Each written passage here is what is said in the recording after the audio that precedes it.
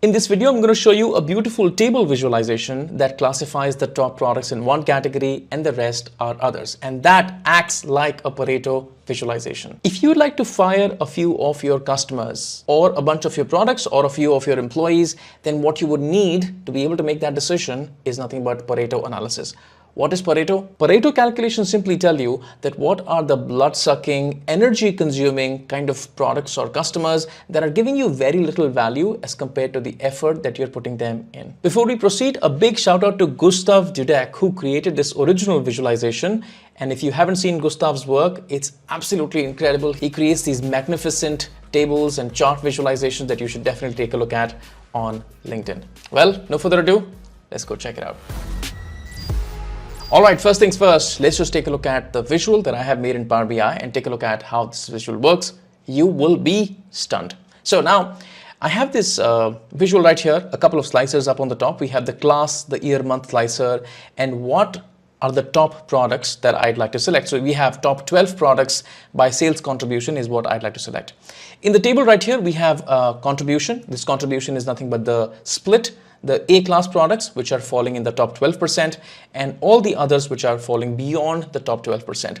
We have the name of the product, we have the total sales of the products, the sales, the transactions, the contribution, and the threshold. All right, so how does this work? So let's just say that, for instance, I changed this threshold to only take a look at the top 20% sales contributing products, and the rest should be split in the others category. So if I just maybe scale that up to 20, you're going to see that this visualization updates, and you're going to see that these are my top 20% contributing products, which is where I have the sales, I have the transactions of those. This is their contribution. So 6 plus 5 plus 5 takes it about 16%, but less than 20%. Anything above 20% is going to fall in the rest of the category. And you can change this matrix visual, so you can perhaps make it 27%, 30%, and stuff like that. And the matrix is going to change. Now, I am using the examples of products, but you can sure enough use this in the case of employees, in the case of customers, and whatnot. Once you understand the underlying principles that make this visualization, then you can replicate this under any scenario. Before we set out to make this visual, it's very important to understand the moving parts of the visual so that you're able to put it together in your own scenario. I'm going to outlay the moving parts, and then we will one by one take a look at every single part. So part number one here is nothing but the running total, which is very, very important. And that is exactly where we split our table. So if you take a look at this table visual right here, product name, no big deal. The total sales, again, no big deal.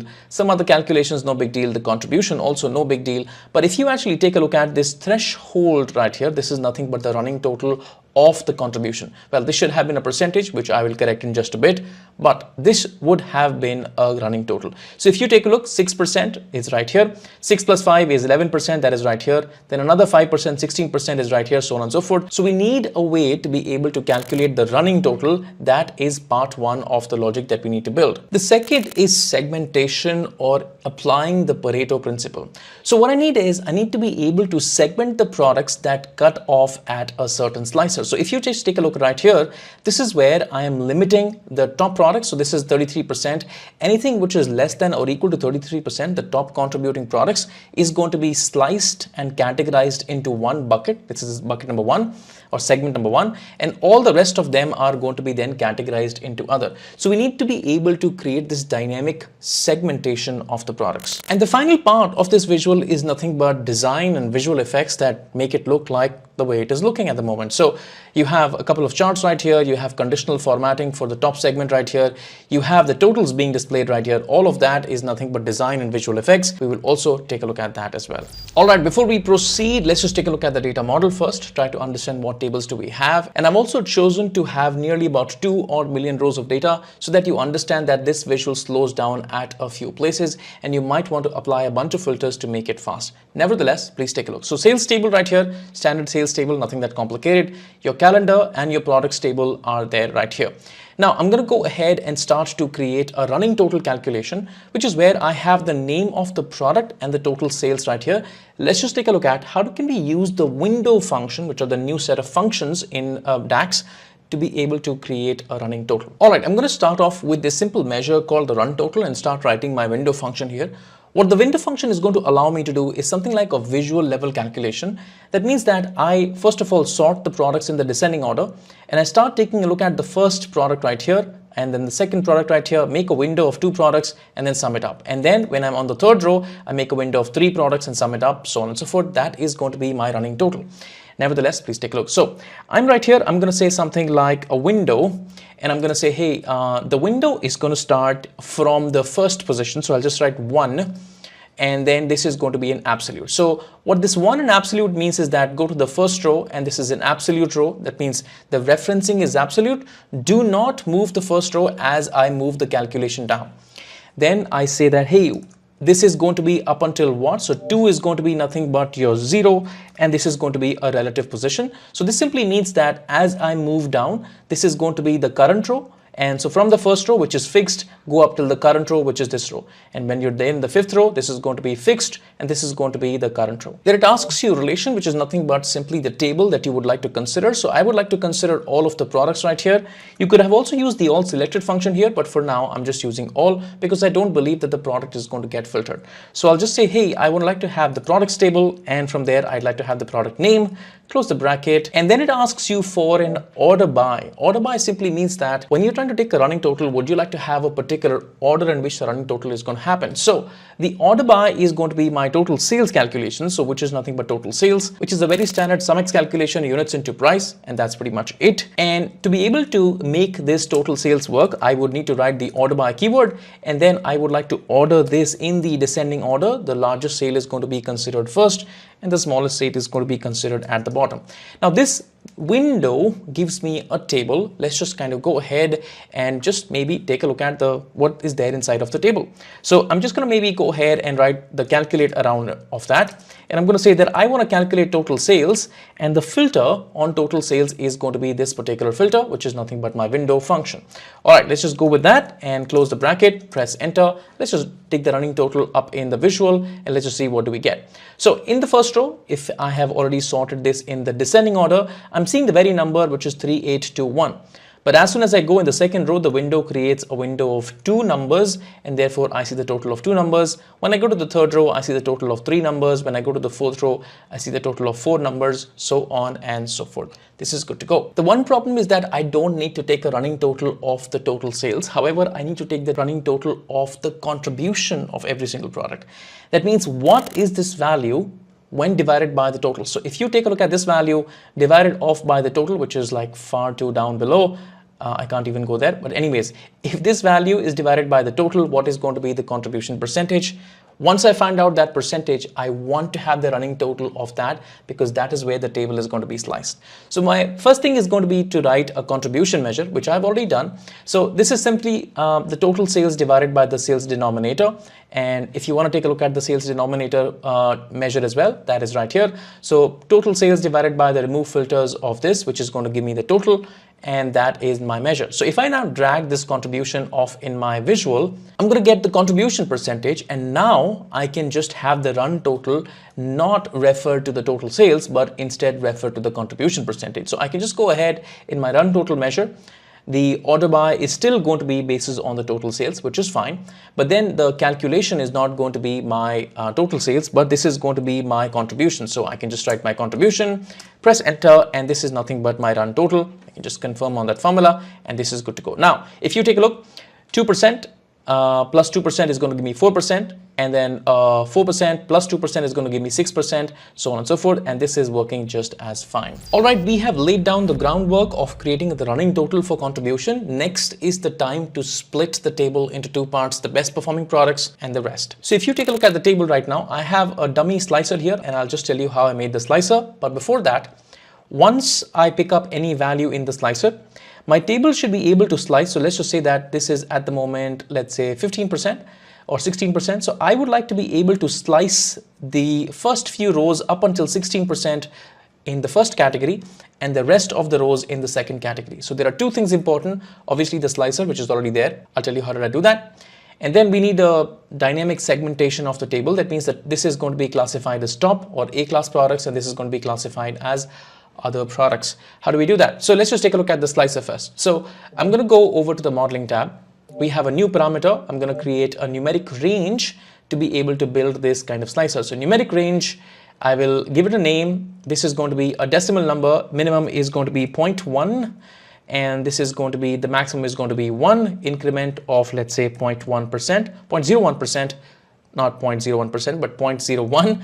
And you can just write a default value, add a slicer to this page, and that is going to create this particular slicer. Now, I'm not going to do that because I've already done that, and you can see that we have been able to make this TH table, the threshold table, that is just creating all of the range of numbers. If you want to take a look at the table real quick, so I can just show you the table, that is my threshold, and that is going all the way from 1% up until 100% or 99% right here, and that also creates this particular slicer. There is also going to be a measure created from this table, which is going to be something, and you can just maybe rename this as set threshold measure, and that is going to define that what value is there selected in this particular table. Right now I have used the selected value function of the TH table that we just created, and the default value is 0.25. Let's just visualize that. So if I just drag that off to the visual right here, this is going to give me, let's say, whatever has been selected in the slicer. So 16%, that goes in right here, 28%, that goes in right here. So this measure is going to help us interact with the table, especially with the running total column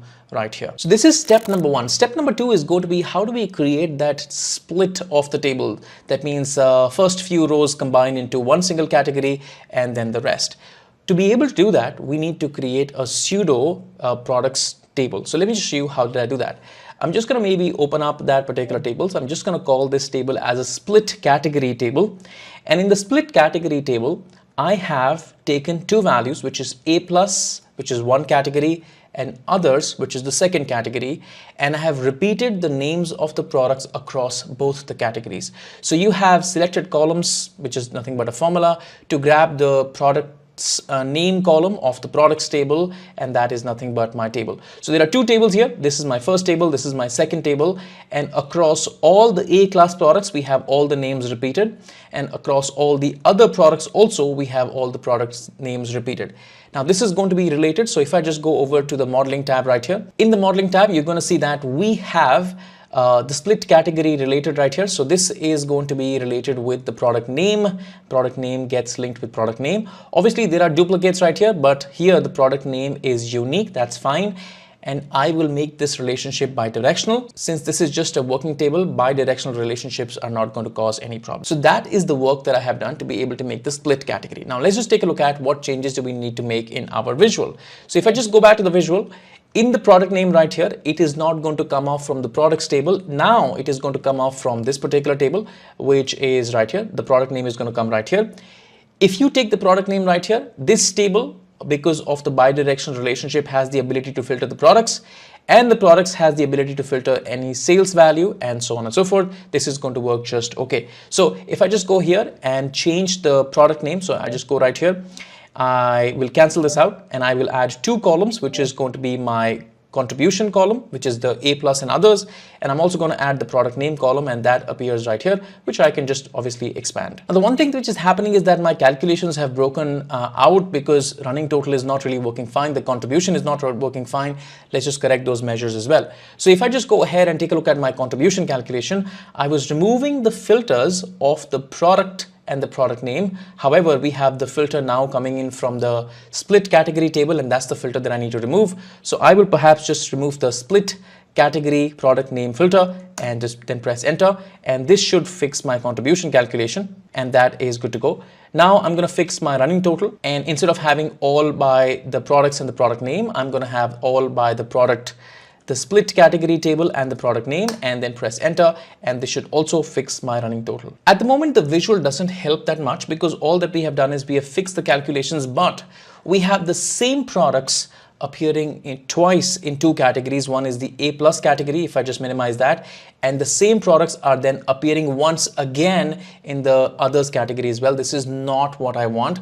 I want to be able to slice my products by the category, so only the A plus products go in A plus and the rest are there in the others, for which I have to write a very simple DAX calculation. Now let's just call this calculation as RT split. I'm just going to copy this particular calculation, put it in a notepad, and then try to help you understand that what this calculation is doing. All right, once the calculation is there in the notepad, let me just try to help you break down the logic of this particular calculation. In this calculation, I'm just trying to see that where the condition becomes true.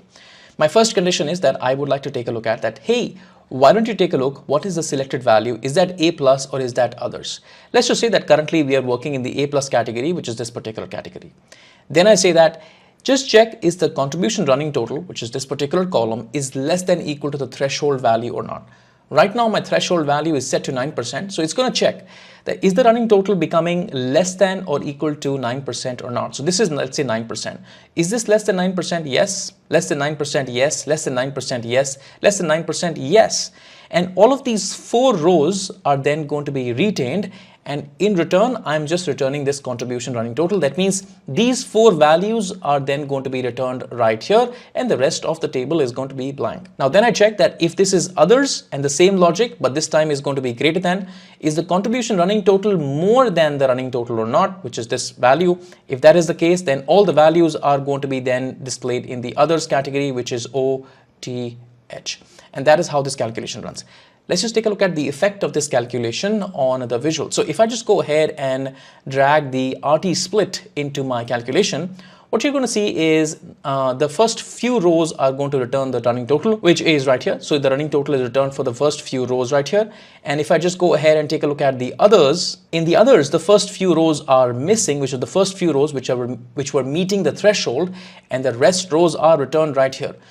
The only problem is that I have to create this RT split calculation for every single calculation that appears in my table. So I have to, if I have to limit the table, if I have to just crop the table right here, that was a bad line. If I have to just perhaps crop the table right here, then I need to create this very calculation, which is currently on the running total, on the contribution, on the total sales, and any other measure in this table, which is kind of a lot of work. To be able to handle the scenario, what I can do is I can create dynamic splits using nothing but a calculation group, and that's what we are taking a look at next. Okay, quick interruption in the video. If you're enjoying the video so far, you're going to absolutely love my courses on Power BI, tax, modeling, M language. These are hard courses, more advanced courses, which is where I teach the users how to think about the problem, lay out the logic first, understand the principles of solving the problem in Power BI, and then start building the solutions of your own.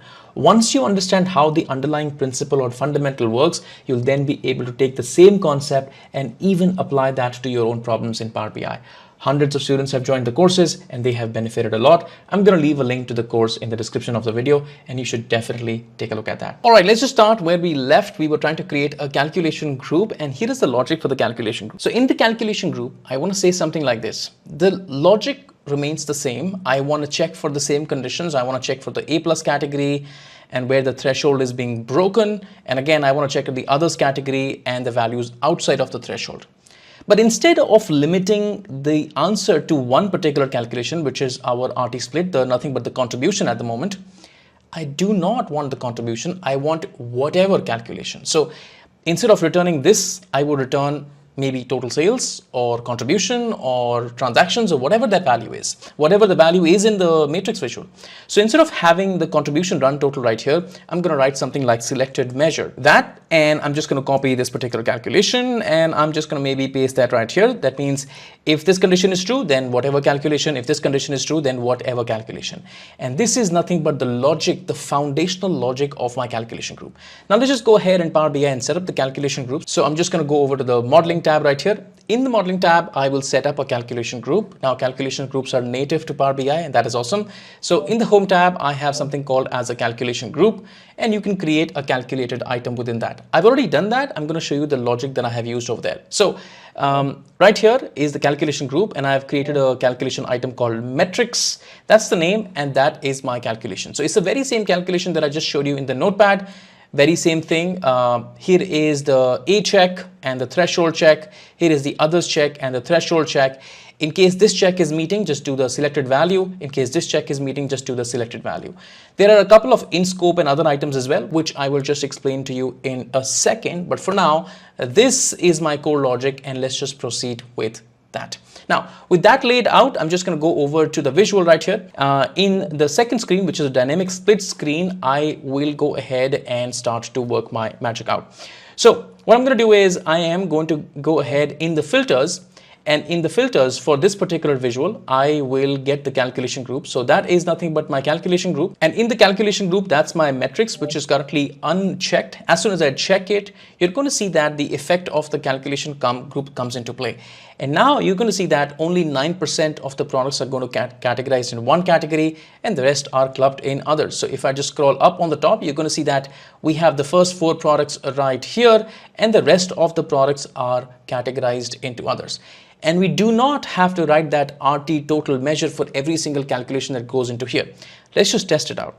So for instance, in this particular table, for all of these top contributing products, I also want to take a look at the number of transactions in the entire sales data, for which I have written a very simple transactions calculation, count rows of the sales table, and I want to have that right here. But I also want the transactions to be split by the slicer selection right here.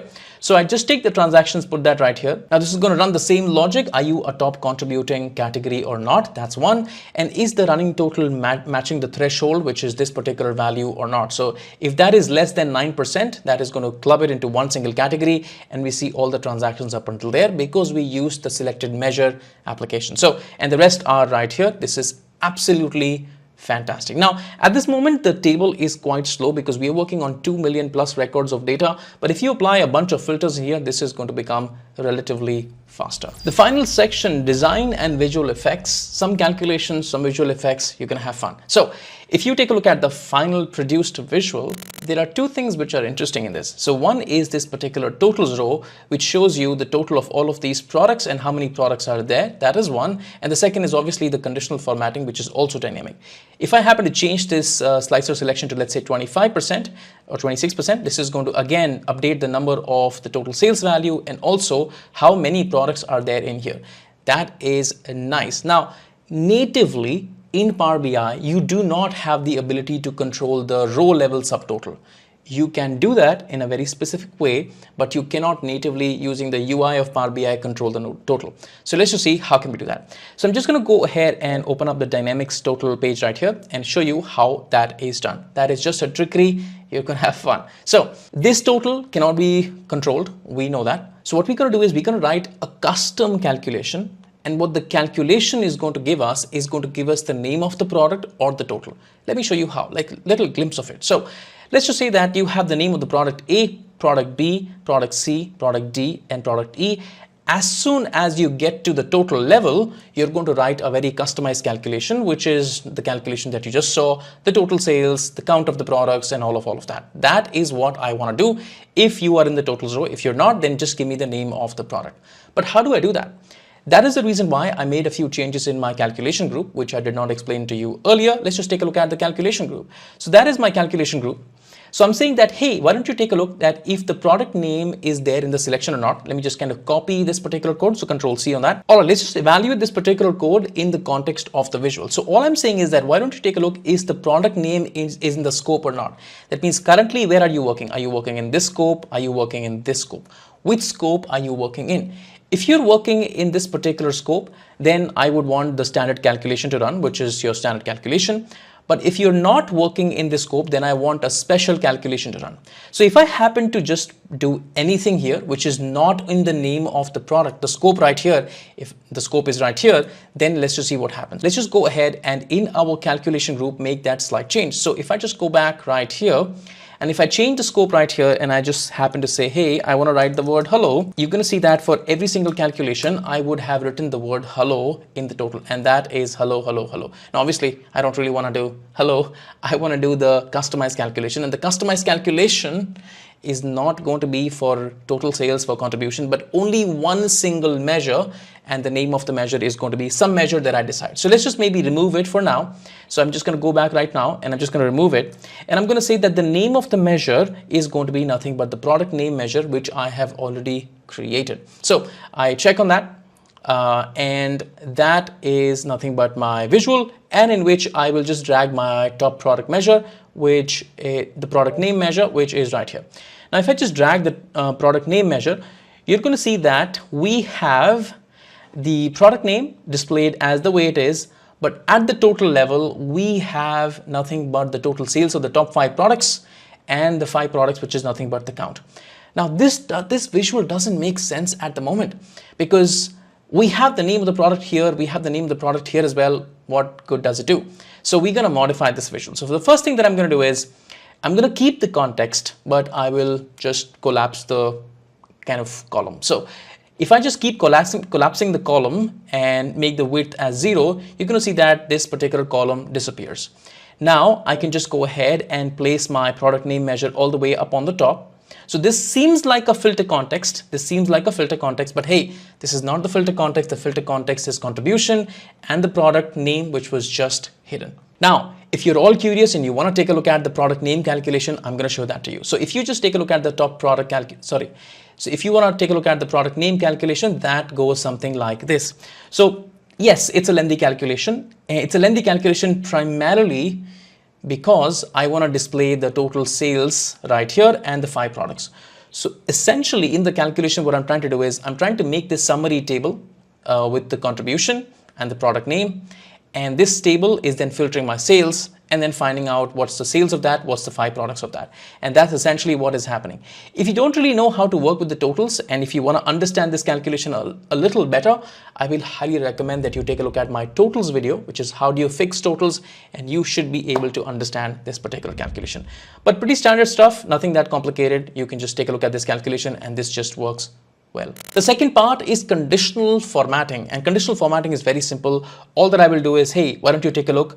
Is that A+ products or is that other products? If that is A+, color it all the rows in a certain way. If not, just remove the color. So my conditional formatting is very, very simple. All I'm saying is that take a look at the split category contribution. If that is A+, then use this color. Otherwise, don't use any particular color. And that is going to be applied on this particular table. Now, what you can do is you can go ahead, click right here, and on every single measure, you have to apply conditional formatting. Yes, you got me right. So every single measure. So I'll have to click on the product name right here and I'll say conditional formatting and I'll use the background color. And in here, I will use the field value and that is going to be my conditional formatting. Click on OK, and that is going to be colored. This one column is going to be colored. Then I do that. The same thing for total sales. Let's just do that quickly. Conditional formatting, background color. Here is where I'll use the field value. That is going to be my conditional formatting. Click on OK, and then you can do it for the rest of the columns as well. If you do everything correctly and tick and tie the visual and make it look nice, this is going to come out something like this, which is where you will have the contribution, the product name, total sales, as many calculations as you would like to add here, because we have it dynamic, and then you will have the ability to slice and dice the calculations, and this is going to work just well.